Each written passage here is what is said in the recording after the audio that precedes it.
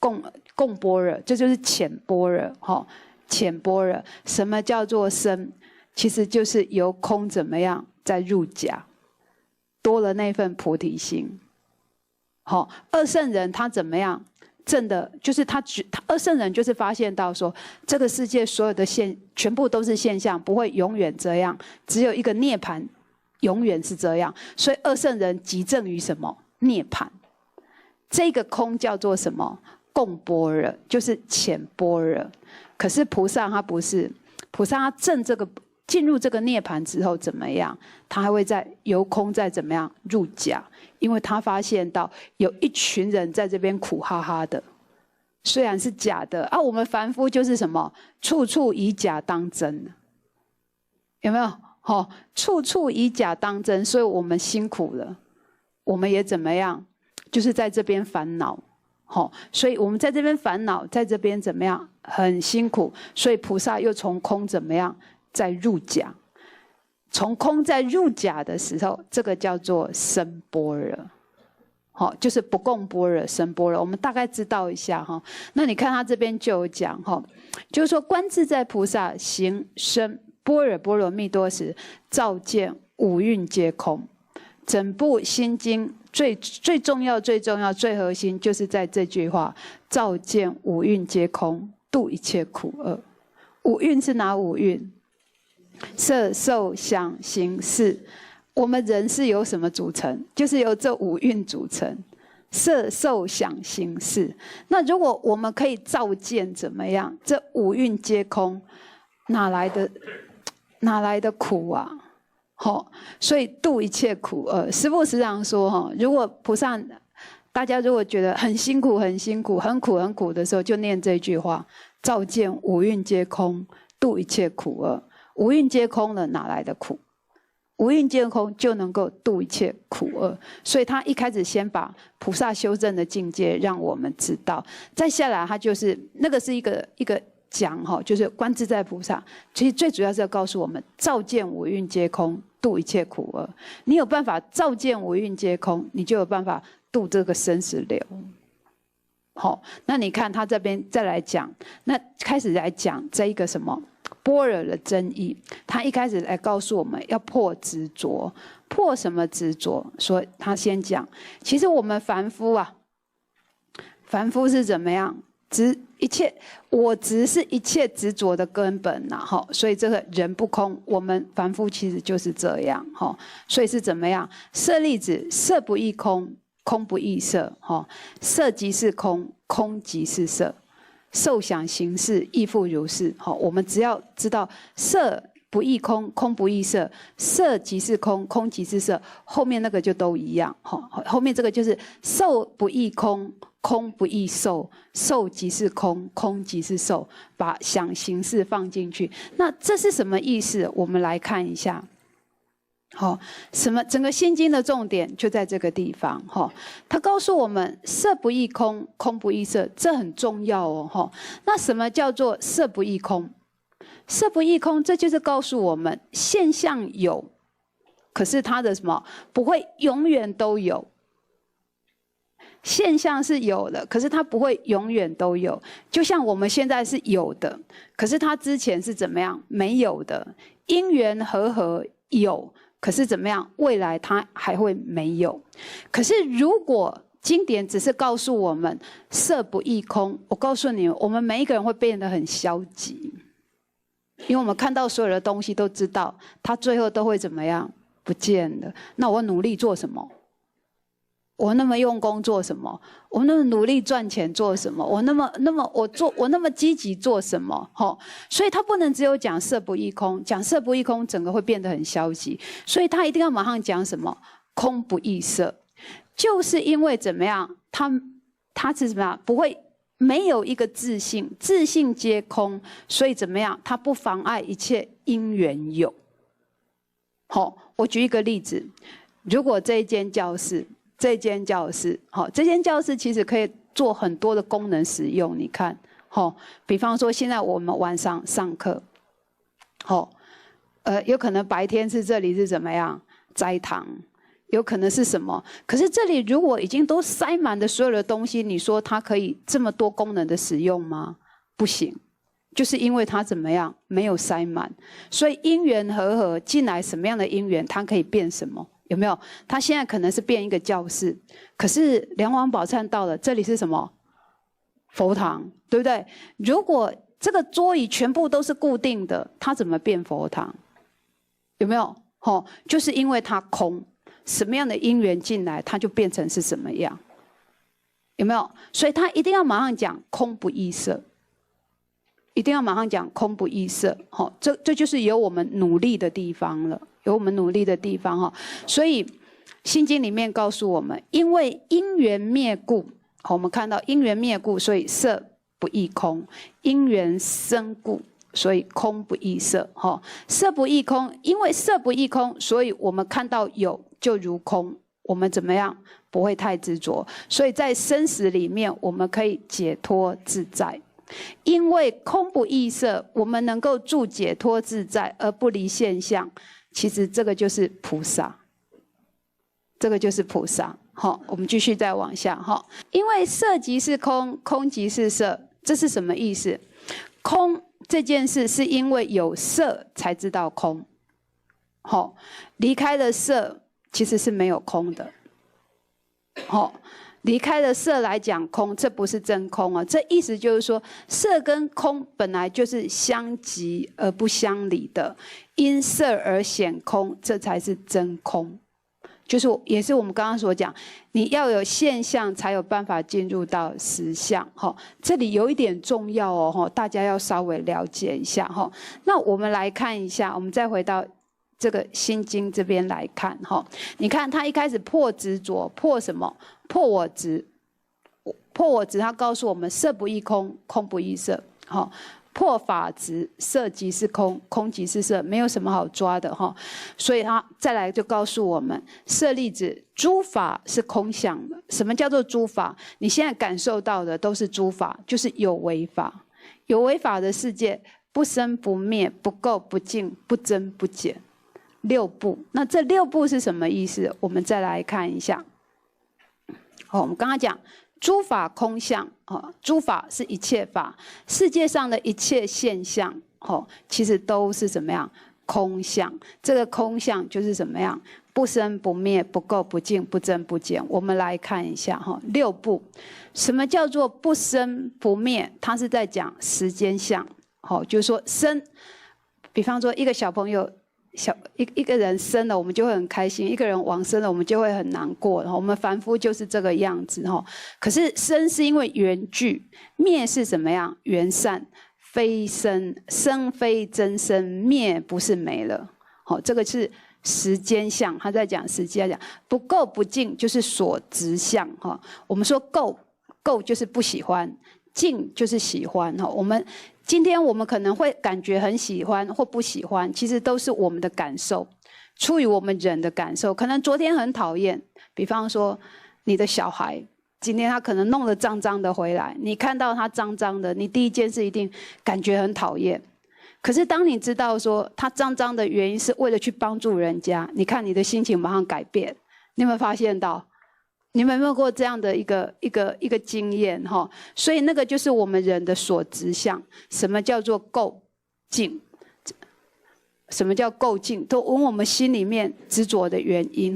那不增不减就是空间相。这就讲，比方说我们人好像活的时候有一个空间，可是我们死了怎么样？又回归到这个大地。这个叫空间相，不增不减。所以它其实重点是在告诉我们五蕴法，就是我们这个身心的五蕴法是空无自性的，它没有时间相，没有空间相，也没有所执相。大概稍微了解一下。重点其实是在后面这边。所以它一开始先破执了之后，然后告诉我们什么是空性，再下来它就开始破。从我们凡夫一直破到二圣，一直破到全教的菩萨。那他先破凡夫相。什么叫做凡夫相？就是凡夫迷心重者，就是颠倒的迷心比较重的人，他破五蕴。所以他就告诉我们什么？是故空中我们已经知道空了嘛，哈，空的意思，空不是没有，而是它不会永远这样。是故空中无色。无受想行识，这个最主要在破我们凡夫迷心比较重。再来是迷色，迷色就是指这个外对这个身体比较执着的，怎么样？心就是对感觉啦。有一些人时常被感觉骗着跑。我们说修学佛法的人，你不要时常讲我感觉，你都被你的感觉骗了，你都不知道。我感觉，那迷色就是对这个什么？身体呀，这我们的身根比较怎么样在乎？他就告诉我们，破12入，无眼耳鼻舌身意。我们不是有人很喜欢怎么样去割双眼皮啊，去隆哪里吗？无色声香味触法，就是对出去。有人喜欢看好色，听好声音啊，有没有？他就在破我们这些。然后如果你心色病迷的人，他就破18界，无眼界乃至无意识界，有没有？这都要心。你有没有看到宾中法师很厉害的原因，就是他的科办跟一般人的科办不一样。他这就是告诉我们凡夫怎么修行，逐一的破。有没有看到？那凡夫破完了之后，他开始破什么？破二圣。二圣是什么？缘觉跟声闻。缘觉是因为什么法得缘觉？12缘起，有没有？缘觉就是无佛的时代，他自悟看到这个世界怎么样？从什么无明缘行，行缘事，事缘什么什么，一直缘下来，对不对？12缘起，他因为这12缘起，他证悟了，这个叫做缘觉。所以你看《心经》里面开始破无明亦无明尽。有没有？乃至无老死亦无老死尽，开始破缘觉，就是要你怎么样，连这个法你都不要执着，有没有？那声闻是因为什么而开悟的？四谛，所以他告诉你无苦集灭道，有没有？有没有声闻嘛？佛陀一开始在鹿野苑说法的时候，三转四谛法轮嘛，四谛就是什么？苦集灭道，有没有？第一转有人怎么样证阿罗汉了，第二转又有人证了嘛，所以他三转法轮，他们都因为四谛法而怎么样，而得成就嘛，对不对？所以佛陀怎么样？心经里面再破，你们怎么样？不要再执着这个无苦集灭道。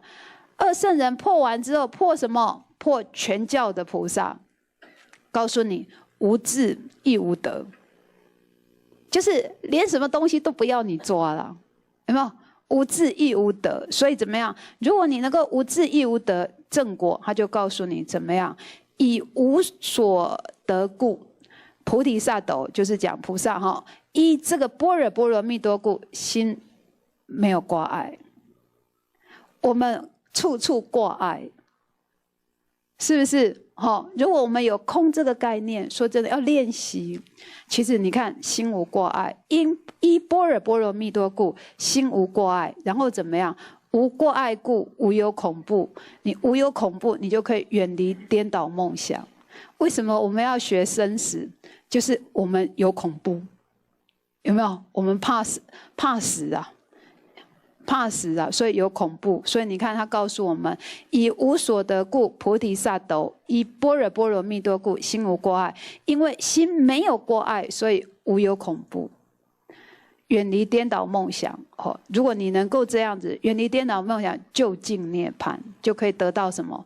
就近涅槃。你看他继续往下讲三世诸佛依般若波罗蜜多故，得阿耨多罗三藐三菩提。有没有？你看他已经把我们从哪里了？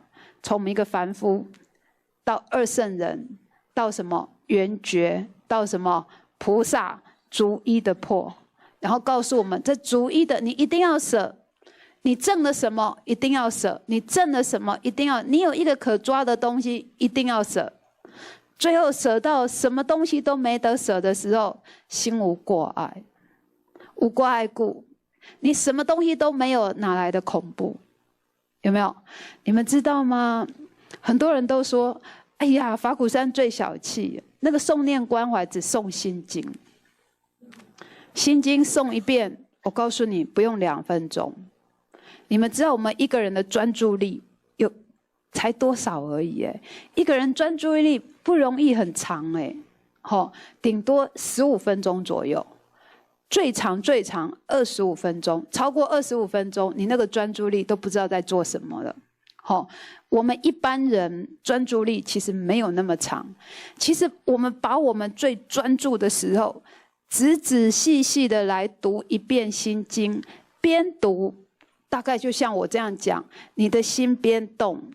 一个字不要赶不要急，我告诉你，旁边的众生听得清清楚楚，他感受到你的心一个字一个字稳稳的清清楚楚。经文太长的时候我告诉你，边诵经都不知道边在想八道腰啊，哪边马被去到位。他读到的是什么？八道腰啊。然后边诵的时候边在想，哪时候结束了？很烦呢，还在诵。他不是听到那个经文，他听到什么？很烦呢，还在诵。所以你说这样短短的好不好？好。然后每一个人都可以参与，因为每一个字都认识，每一个字都认识。所以你们不要有什么样的迷信以为说一定要做什么大的法会。你看圣严师父做了什么法会？没有，他从头到尾心经念佛。他自己教的，他就是这样。我们等一下下一个单元会来讲，我们继续往下哈。所以你看他逐一的破，你有没有发现到，从凡夫慢慢到声闻、缘觉、菩萨怎么修，他全部都讲了。有没有看到凡夫迷心重的怎么修？先修什么？迷色重的怎么修？心跟色一起迷的什么？怎么修？就我在看课办的时候，我看了几个课办我觉得还没有人像宾中法师这么讲。我不晓得你们有没有看过了至少我在看，然后又因为他讲这个心经的时候是在斋明寺，我就很开心，所以决定今天跟你们分享。以前我讲心经不是用这个，这是第一次讲的决定用这个讲。那你看他这个什么显教的，他讲完了之后，他怎么样？显说般若完了之后，他开始讲密说般若。他密说般若怎么样？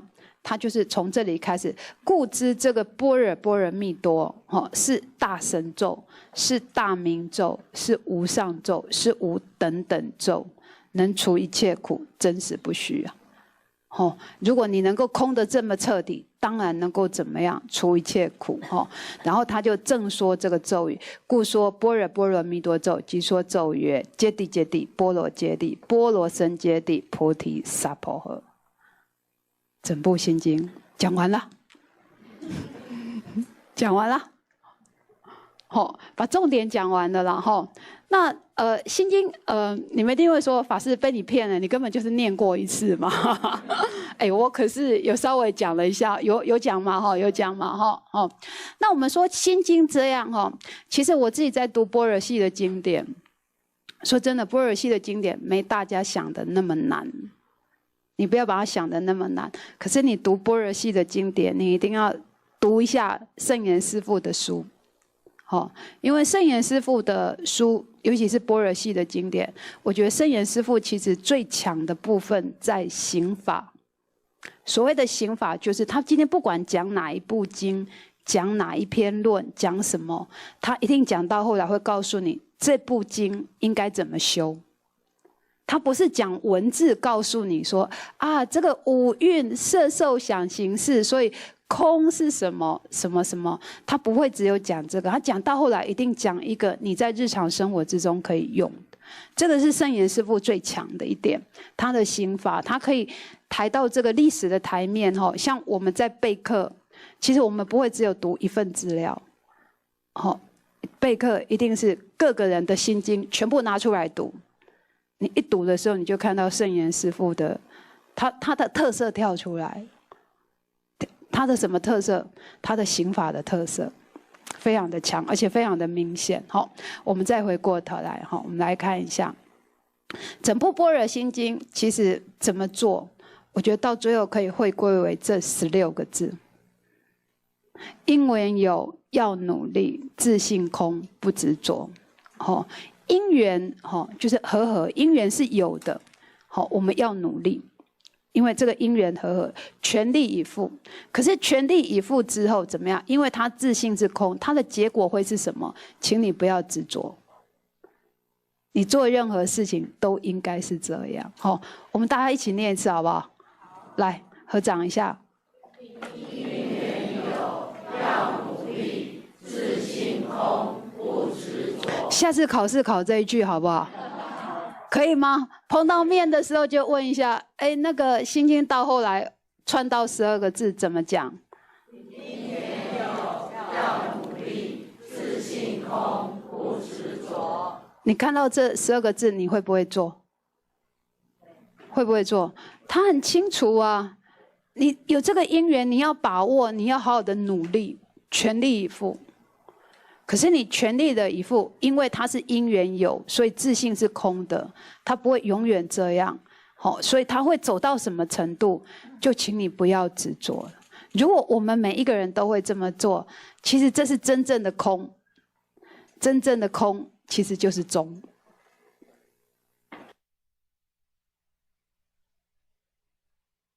喂，好，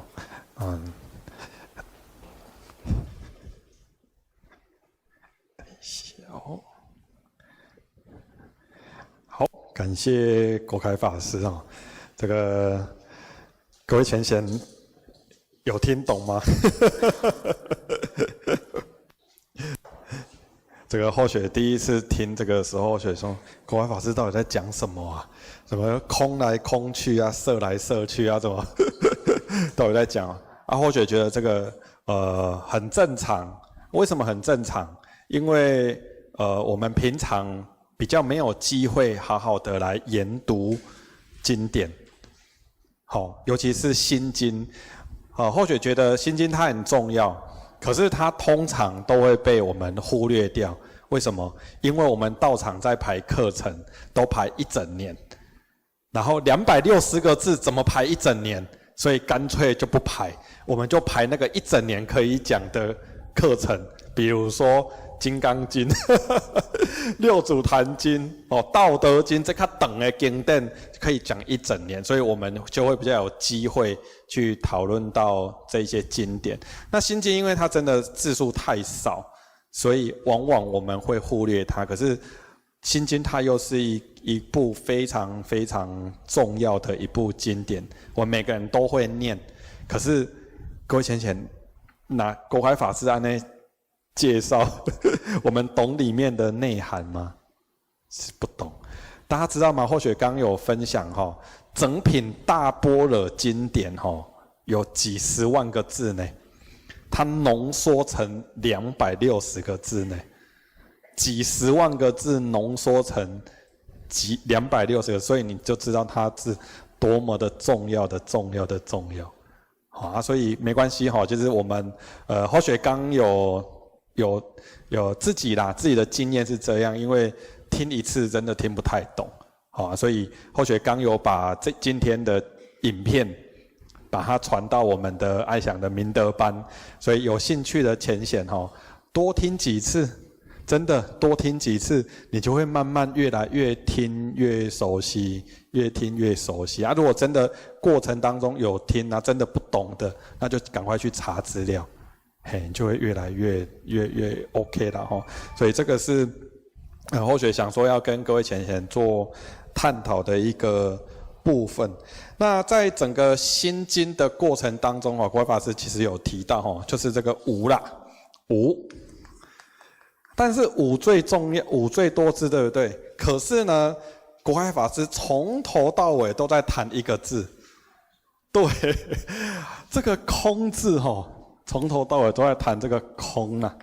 好，那各位浅显，给各位15秒的时间想一下，您刚刚听完之后，您对空的体悟是什么？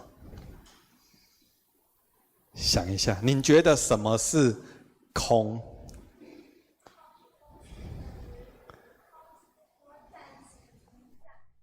暂时存在，什么东西暂时存在？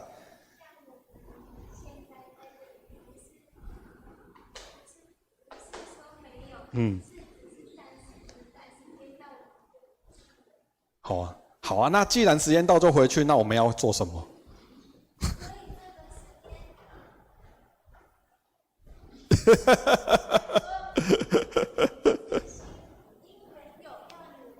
哦，对对，因缘有要努力。对啦齁，其实这个概念，其实我们都懂哦，各位贤贤，我们都懂。可是呢，很奇怪的，今天离开佛堂之后，我们回到我们的日常生活当中，我们就忘记了空。为什么？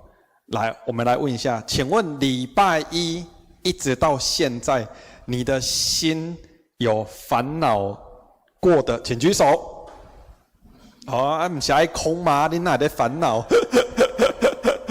好，那从礼拜一到现在，你的心有曾经生气过的，请举手。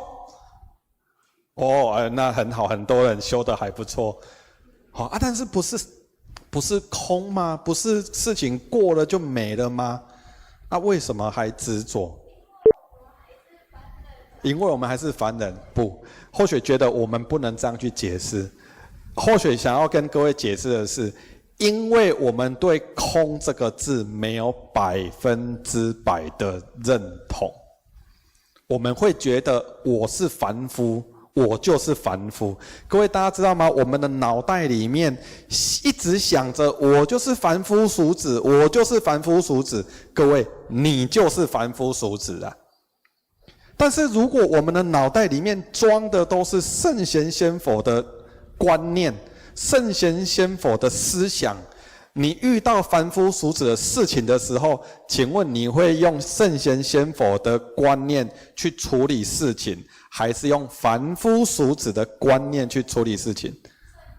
圣贤仙佛嘛，所以后学讲的嘛，我们听了这些东西，我们没有把它100%的去接受它，变成是我脑袋里面的东西。我们总是在帮自己找借口啊，我就是凡夫俗子啦，所以我生气好像是可以的啦，好，我烦恼好像是应该的啦，啊，我搞超烦，跟他是不要紧啦，因为我们都所以国外法师讲的嘛，我们把这个抓得很紧呐，把这个东西抓得很紧。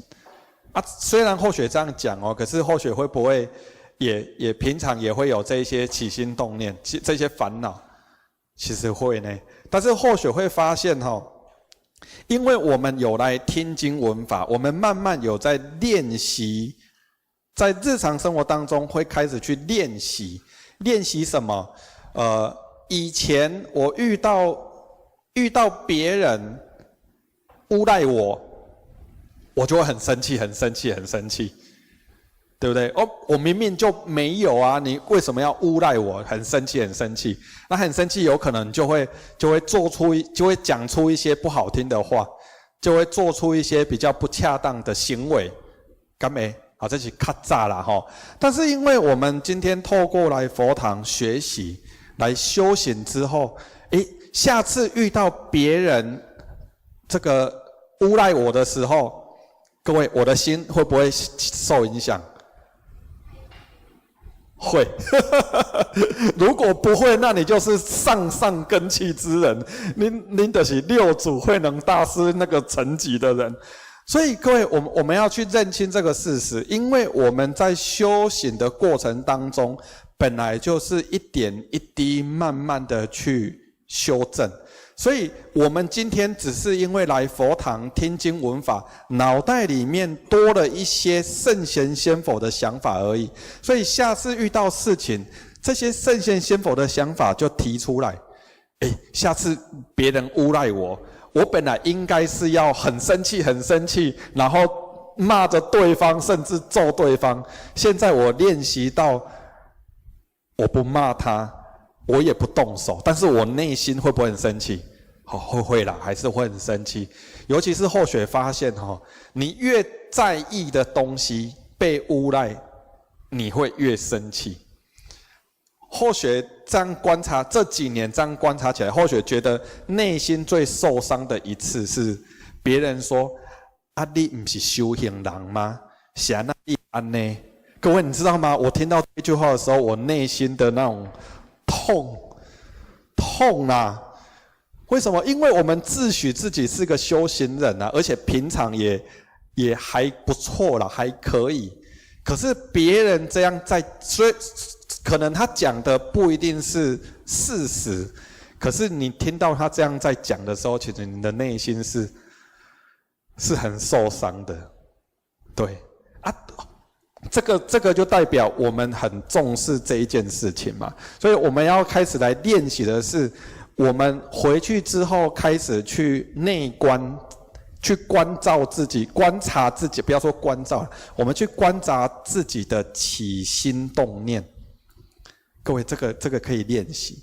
好，所以佛陀说嘛，不怕念起，只怕觉迟。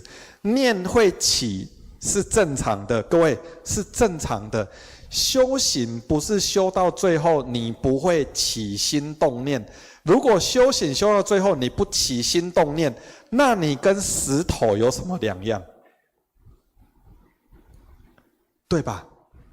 对啦，各位，我们的心像一片清澈的湖水，你朝着湖水里面丢一颗小石头进去，请问水面会不会起水花？会啦，一定会啦。如果你丢下去不起水花，那就不对啦。所以那个叫念起，因为我们凡夫身在人世间，就是会有这一些点点滴滴嘛。所以我们说要修到一心不生，修到不思善不思恶，或许觉得在人世间是不太有机会的，不太有机会。所以那个也不是我们要去追求的目标。我们要追求的是，我现在有什么样的不圆满，那我会去观察到，我的心为什么这个时候生气了？我的心为什么现在这么急躁？我的心为什么现在这么烦恼？我的心为什么现在这么的开心？各位，你会观察得到吗？这个如果平常我们没有在练习他是不会观察得到的啦。这个观察就很像，各位，你今天一整天，你有感觉到你的心在跳吗？真的，你的心有在跳，可是你有感觉到它在跳吗？各位，这个就是重点哦。我们的五脏内腑，什么时候你会感觉到它的存在？它痛的时候，你才会感觉到它的存在。它不痛的时候，其实你是不知道它在做什么的。各位，我们的心也是这样。平常如果你没有很特别的去观察它，其实我们的心随便乱飘，就是100%按照我们的习性在做事情，那个就没有在修行，因为我们100%按照我们的习性在做任何一件事情。那什么叫修行？修行就是我不再100%被我这个习性所干扰，我在过程当中我会去察觉到某一些状况，我为什么现在这么生气？我现在为什么这么难过？我现在为什么这么伤心？好，先去观察到了之后，后面你才有机会去了解，为什么这件事情是这个样子啊？我的心会这么样？那如果他怎么样的话，我的心还会怎么样？就开始，各位，我们脑袋的经典的真理就开始出现了。那出现之后，开始就有这个空的概念出来了。各位，这个时候它才产生作用啦。你如果没有去察觉到我们的心在作用，空就是空啊，文字就是文字，它不会在我们身上产生反应跟效果，不会。除非我们真的开始去练习观察到自己心的状态，之后才开始把空的角度放进来。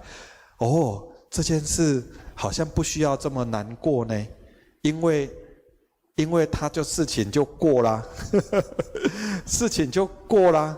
好啊，我要提醒，再来呢，这个事情察觉到之后，再来就是智慧，般若智慧再加进来。那下一次我现在应该可以做一些什么事情，让我的心不要这么起伏？那未来我应该怎么做，我才不会再遇到同样的事情？各位，先观察到你的心，空的观念加进来，般若的观念加进来，您就会发现您开始在修行，在运作了。所以我们都说嘛，济公活佛告诉我们啊，修道修心嘛，办道静心嘛。那各位浅显，修道修心跟办道静心这两个之间到底有什么关系？修跟办有关系吗？那您觉得修比较重要还是办比较重要？都重要，这个讲法很好。各位，我们白羊弟子叫菩萨行，我们没有要把自己定位在只修罗汉的状态。刚心经里面有讲得很清楚嘛，罗汉就是他去观察到这个世界的万物怎么都在改变，怎么一直都在改变，他要找寻一个不会改变的东西，那个东西叫做涅槃。所以二圣人就是声闻跟缘觉，他们急于涅槃，因为涅槃之后他就找到那个常的状态了，对吧？但是我们菩萨呢，要由空入假，所以我们佛堂讲的概念是啥？叫做借假修真啊！各位，借假修真是菩萨的修法，所以菩萨的修法是透过办道去利益众生，但是呢，它不是只有去利益众生哦，它是透过去利益众生的过程当中，去察觉到自己内心的不圆满。各位，办道敢会办到生气？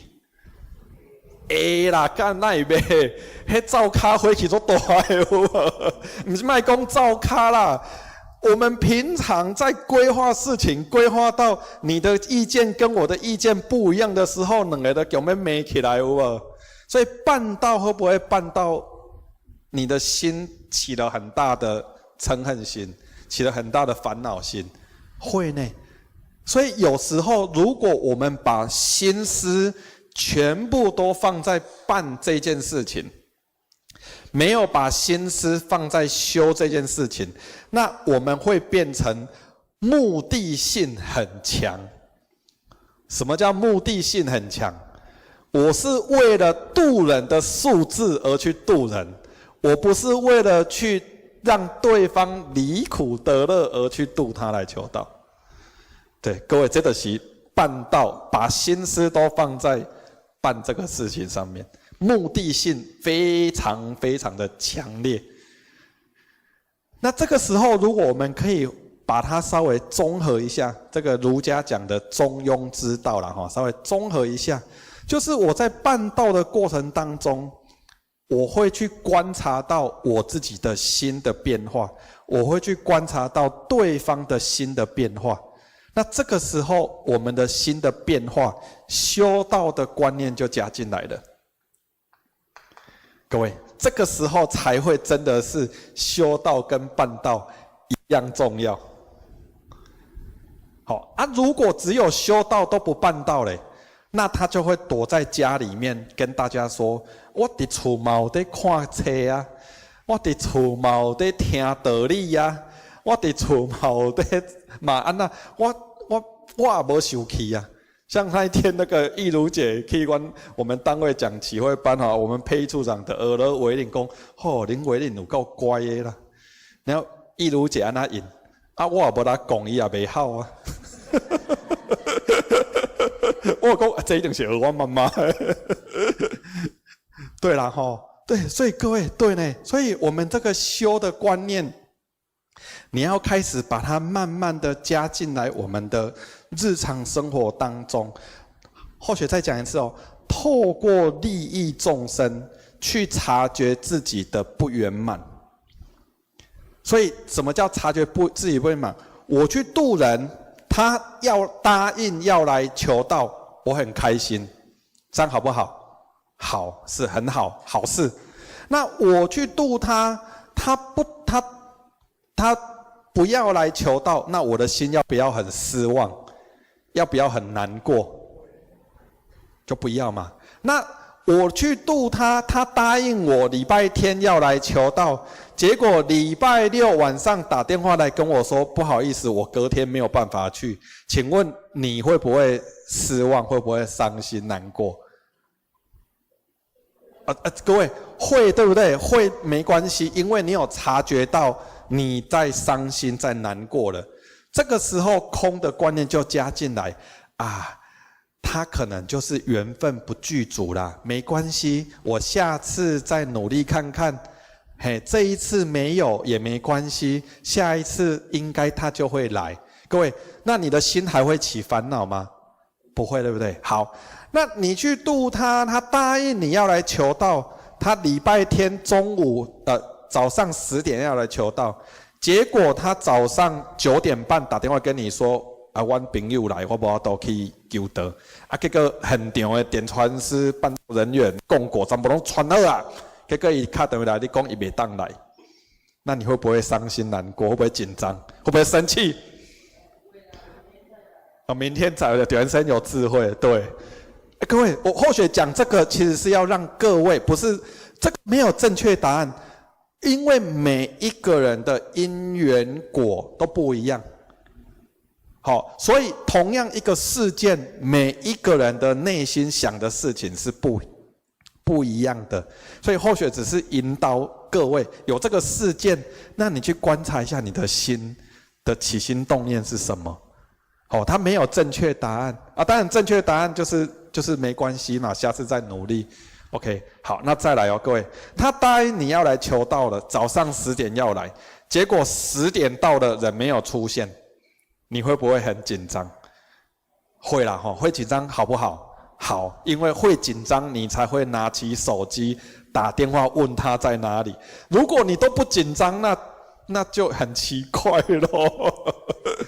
对吗？所以各位，我们的这些情绪的起心动念，其实都在帮助着我们下一步应该要怎么去做。好，那怎么去做？该怎么做就怎么做。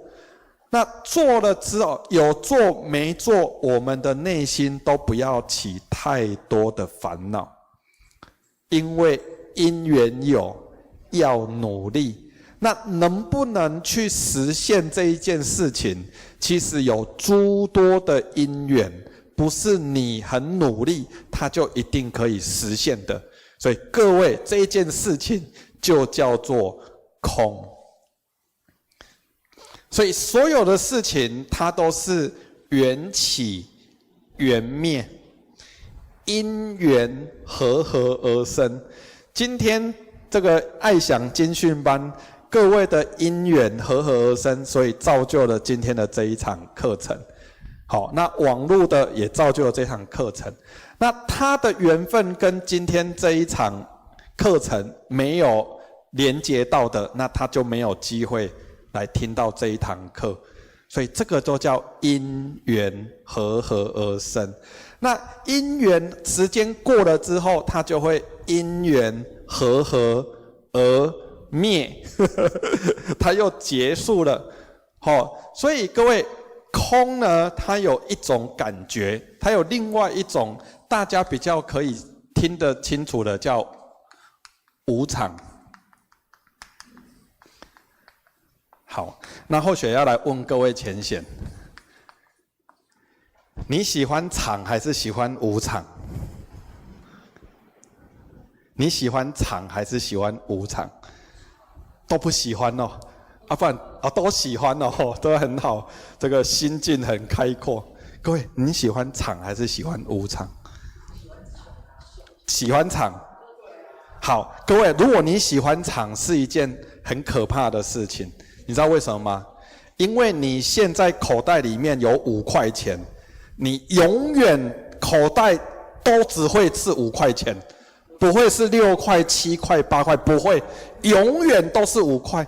所以如果小朋友他很喜欢场的话，他永远就是这个样子，他永远都是凡夫俗子，他不可能变成圣贤仙佛，因为这个场是不会改变的事情。所以各位，你喜欢场还是无常？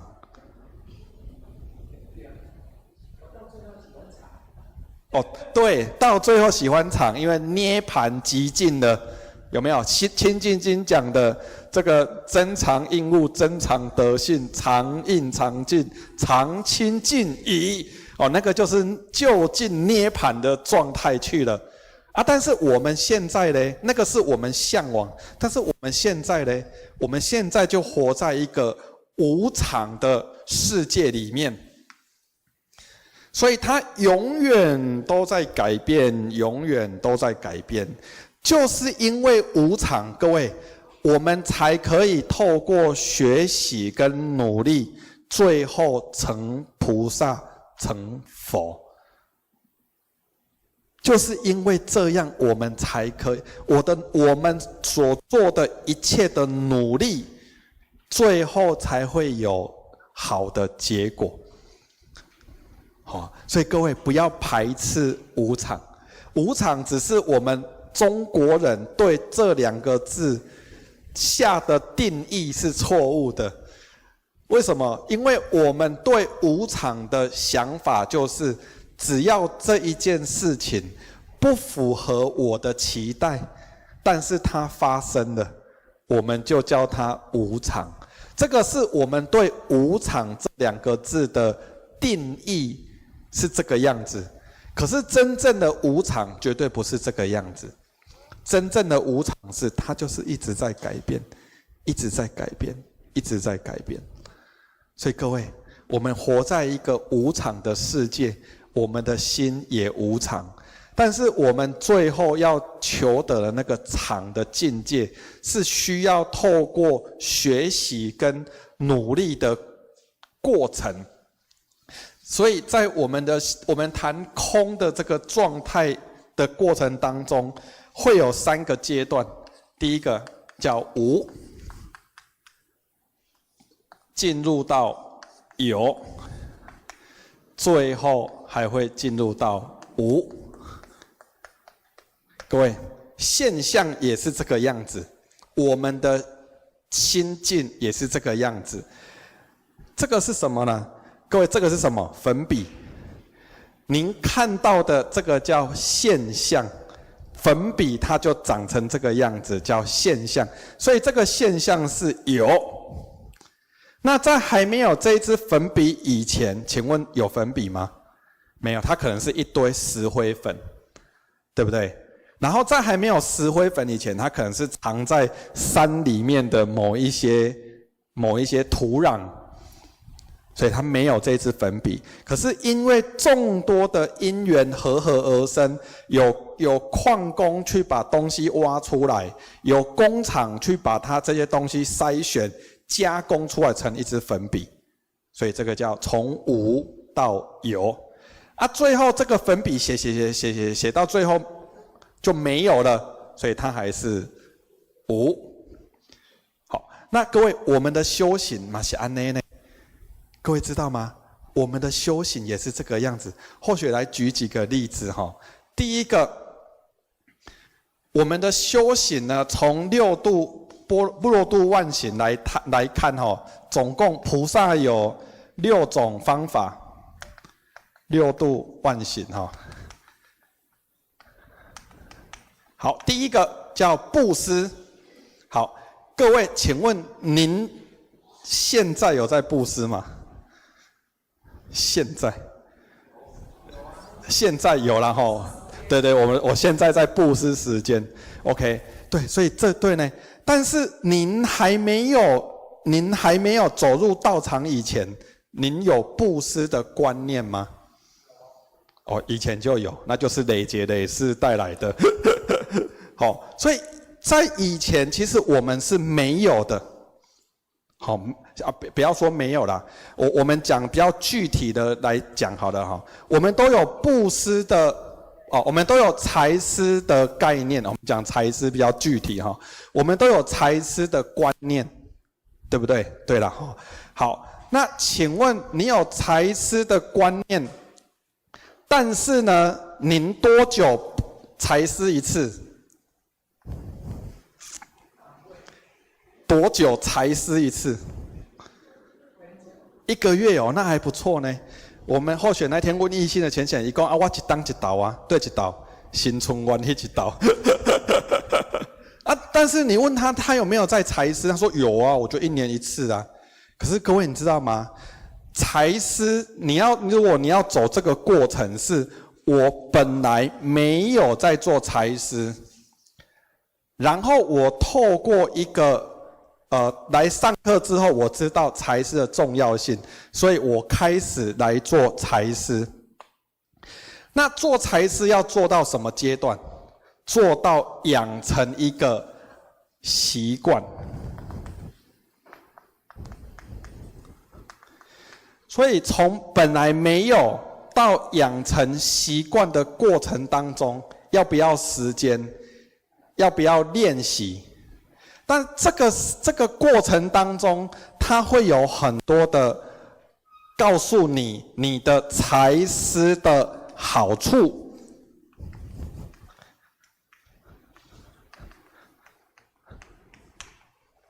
对不对？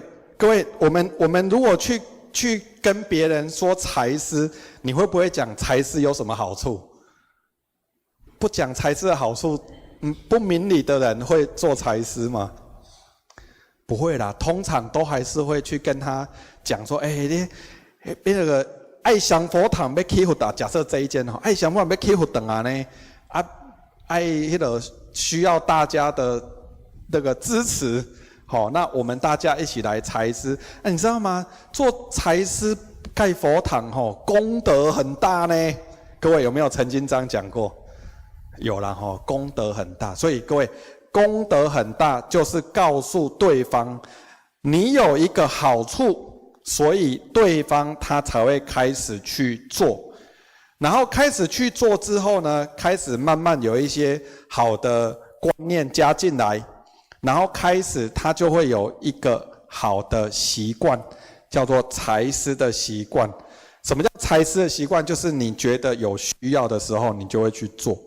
那我们有点师他更具体，他就请后学去弄了一个福田铺满，然后就告诉大家，反正你因为这个叫境教啦，环境教育，你一定要先看到一个东西，你才会想到说，我现在应该要去做一件什么事情。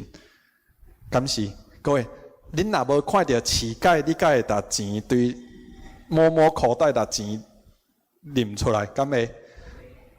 你敢会看到黄崇辉就开始大家开始伫遐拎口袋，讲等下我要给黄崇辉偌济钱，敢会？袂嘛。但是你若看到一个乞丐，你可能我或许觉得大部分的人都会去摸自己的口袋，或者是看到出家师父在托钵，他或许相信我们大部分人都会把钱把它施舍出去。为什么？因为我看到了一个乞丐，或看到了一个出家师父，所以我才会生出那个心去做这一件事情。如果没有看到这个环境，看到这个状态，我们会忘记要去做这一件事情。好，所以有福田铺满的存在，就提醒着我们，我开始要来练习财施的好习惯。好，那在财施的好习惯的过程当中，你不可以不是不可以。这个时候，如果你就马上告诉他说：“我跟你讲哦，你财施的财施哦，你袂当想，你爱三轮体空哦，你袂当想，你有在布施哦，你袂当想讲你布施的钱要去做什么代志哦，你嘛袂当想讲我今摆是把钱布施出去哦。”各位，如果是这个样子，他就会跟你说：“那我就不要做就好啦。”那个我们的三轮体功的做法在哪个地方？你知道吗？各位先生，三轮体空的修法不在从无到有啦。三轮体空的修法在你已经养成好习惯之后，才开始去修放下这件事情啦。所以各位，这个很重要，这个叫次第观。如果你在没有的时候，你就告诉他你不应该要有这些东西，所以从没有到没有，他会没有中间没有的想象，他没有养成好习惯，所以没有到没有的时，我现在没在报喜，我以后也没报喜，那个是从没有到没有，因为我没有养成好习惯。可是今天为什么我们要透过一些修法，让自己养成种种的好习惯？因为养成好习惯之后，最后我再修放下，我就会开始把这个好习惯继续延续下去。可是我延续下去的过程当中，我的心就没有这么多的想法出现。可以接受吗？可以啦齁，各位。次第修的修法是安呢，好，以前我们都把修行把它搅成一壶，全部拢淡好做伙，所以我没有把它细分出来，所以很有可能你在出发心的时候，你就告诉他你要修最后就近圆满的状态，那他怎么修？他没有办法去修。所以一定要有从没有到有，从有再到没有的这个过程。所以各位在佛教的修法，从无到有的这个过程，它叫陀罗尼法。不知道各位前有没有听过这个专有名词？陀罗尼法。什么叫陀罗尼法？陀罗尼法就是你要很有为。很具体的让你自己保持一份善念，而且这个善念是持续不断的，你要修到这个状态。那修到这个陀罗尼的这个状态之后，他才会告诉你，你后面要修的叫放下执着。那我们道场早期都修顿法。顿法的时候，我现在就要让你开悟，所以就没有这个过程，所以就会直接从无到无。可是你会发现，真的修，真的有顿悟的人没有很多。各位，什么叫开悟？或许简单的跟各位先分享一个概念，开悟的状态就很像，你在打气球啦给龟，然后那个你打气进去。各位，我们在打气进去的这个过程叫渐修。渐修啦，就是我慢慢的一点一滴给他东西，慢慢的一点一点东西给他。所以我们要听经闻法，我们要慢慢的去修行各种很好的法门，慢慢的去给他，慢慢去给他，给到有一天这一颗气球会蹦。各位，你知道吗？那个蹦的那个状态叫开悟啦。你如果气球的家，你期待有一天它会蹦，那个叫痴心妄想啦。所以一定是有一颗气球，你每天要给它东西，每天要给它东西，你要很有为、很具体的、不断的给到有一定的状态，它才会蹦，它才会开悟啦。各位，这个叫渐修跟顿悟的关联性。那六祖慧能大师，你说啊，六祖慧能大师都无，你哪会知影无？人历劫历史，唔知加几间大坑到什么程度，他就等的那一句话蹦开悟而已啊，对吧？啊，我们自诩我们没有像六祖慧能大师那么根气那么好，已经那个修到最后的那个状态了，没有。所以我们现在就要好好的告诉自己，我要一点一点的慢慢的去学，一点一点慢慢的去修。好，所以把公开法师把圣言法师的这12个字要再记一下，叫因缘有，要努力哦，这个很重要哦，不执着。